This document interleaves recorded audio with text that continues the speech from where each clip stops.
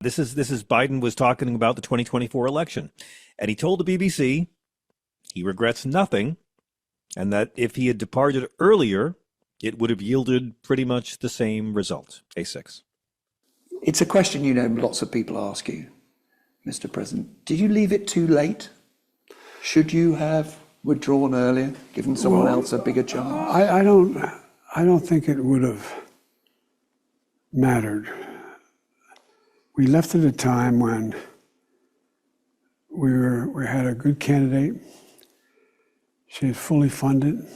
And what happened was, I had become, what we had set out to do, no one thought we could do. And become so successful on our agenda, it was hard to say, no, I'm going to stop now. I meant what I said when I started, that I think I'm prepared to hand this to the next generation. It's a transition government.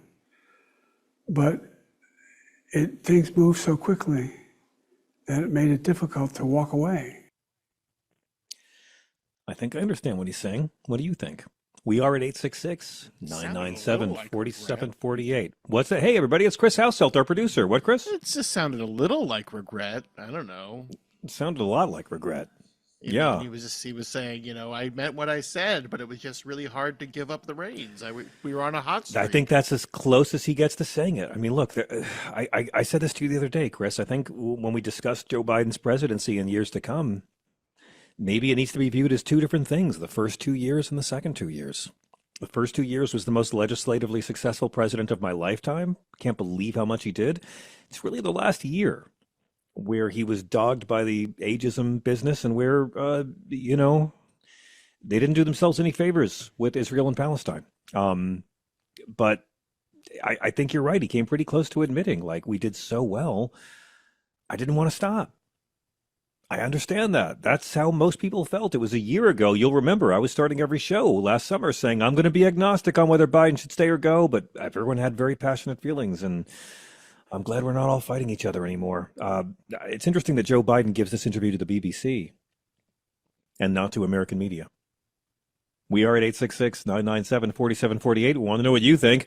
Dr. Tracy Pearson is going to join us in just a moment. 866-997-GRIT. Let me go to Michael in the Bronx on line 4. Michael, thank you so much for waiting on hold. You're on Sirius XM. What's up? Hey, John. A few things. Hey. Number one, what's up? I'm still a bit how should I say, pissed off at the son Trump post dressing himself as a pope with that AI thing, and to me, Why? Tell me. Influence the conclave. He'll never be pope. I'm glad the media said that he's not Catholic. So it's like, what are you trying to pull, Donald Trump? I think he was trying to be goofy. I think he's a 12-year-old boy, and he thought this would be funny. I don't think he cares if it's offensive or not. I think he likes that people get offended because that makes him look like a bad guy, and that's how he gets dignity. I don't think it's worth getting upset about, Michael, because I don't expect more from this man. Why did it upset you? Tell me, please. John, you know how I am Catholic, right? And yeah, me too. Really I was raised Catholic. Pope Francis, I think it was just a mocking of Pope Francis. I mean, of course it was. Of course it was. But I'm more upset by the fact that MAGA Christianity mocks Jesus. I'm more upset that the whole notion that you can follow Jesus and follow Trump. Like, of course he's going to have this disrespectful picture of him with his fucking wedding ring on as the Pope. Of course he doesn't give a rat's ass about people of faith. But, to me, it's like not in the top 20 offensive things Trump's doing this week. But let me touch base on this stupid idea of his of 100% tariffs on movies not made on American soil. Please. All right? Yeah. Now, we're back to the Christianity thing, since he always wants to be about Christian morals and family values. Are you aware, and I'm reading this to Trump and all the MAGAs, that the majority of movies made about Jesus was made overseas? I love it. Oh, Michael, you got it. Yes. They're going to tariff the fuck out of any movies made in the Middle East. Of course they will. Jerusalem. And then your biggest supporter, Mel Gibson, who directed The Passion of the Christ And he Oh, said he's so stupid. 5 years So ago stupid. say he was going to launch the what is it? The follow up to the movie called Resurrection. I don't know what's become Passion of the that. Christ here. Yeah. Yeah, that's the sequel to it. So Yeah. how do you think Passion of the that Christ 2 Electric Boogaloo, I believe it's called. Well, the thing is that how do you think that would make Mel Gibson feel? And if Mel Gibson happens to be listening, you still supporting this guy, or are you really the lethal weapon in which he's using you to be his fucking trigger? I don't And think then Mel Gibson could feel anything. He's passed out for hours. Yeah, Michael, listen, you're right on everything. And Mel Gibson's a complete spiritual fraud. Let me say that again, because Mel Gibson has done this show and has been a guest on my show. He is a complete spiritual fraud who follows a Christianity that has nothing to do with what's in the Jesus parts of the Bible.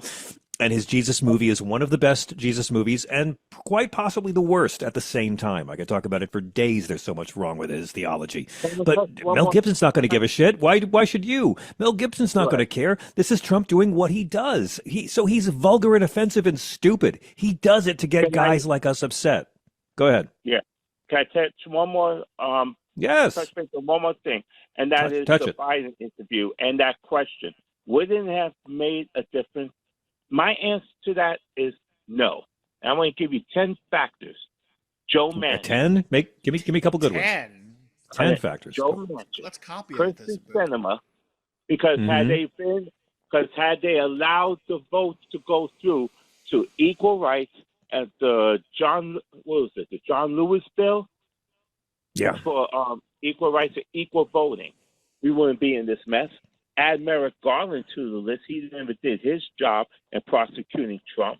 Mitch McConnell, the big chicken shit and always finding excuses to avoid accountability. You had the chance to convict Trump, which you didn't. Mike Johnson, the lying Trump kiss ass forevermore. The GOP gerrymandering of voter purging. The corporate media kept picking on Biden, but never said shit about Trump lethargic ways. The GOP MAGA punditry, the GOP SCOTUS and other judiciary alike giving Trump immunity that he doesn't deserve.